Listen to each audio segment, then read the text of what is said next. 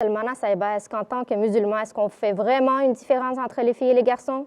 Pas du tout, Asfa. En fait, c'est les responsabilités qui sont différentes, tout simplement parce qu'on est fait différents l'un de l'autre. Donc, nos capacités, nos forces, nos faiblesses sont simplement différentes chez les hommes que chez les femmes. Absolument. Donc, je vais donner un petit exemple pour ça. Dans les Jeux olympiques, par exemple, ou dans les compétitions sportives, les femmes vont entrer en compétition avec les femmes et les hommes avec les hommes. Pourquoi? Parce qu'on est fait différent. C'est biologique. Ce n'est pas quelque chose qui a été assigné par la religion. Ce sont simplement des limites physiques et psychologiques dans la façon que nous sommes. Les femmes portent des enfants, les hommes non. Absolument. C'est ça la différence. Donc, la religion a tout simplement assigné des responsabilités appropriées basées sur les capacités des deux genres et les forces et les faiblesses. Absolument. Et vous savez, les forces et les faiblesses sont toujours prises en compte et Dieu nous a fait égaux, mais les rôles sont différents, comme vous l'avez expliqué, tout simplement parce que biologiquement, nous sommes différents. Donc, Maria Saba, parlez-moi un peu des droits. Oui. Alors, les responsabilités sont différentes, mais les droits sont les mêmes pour les deux en islam.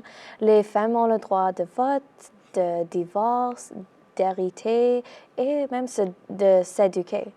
En fait, le droit de vote pour les femmes est entré en vigueur pour les femmes du Canada que dans les années 1920, très récemment. Oui.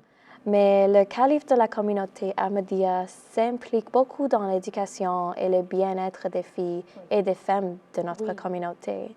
Il les rencontre personnellement, il participe à leurs cours, il les guide dans la façon de s'assurer qu'elles sont bien et respectées par les membres de leur famille et leur communauté. C'est très important. Absolument, vous avez tout à fait raison.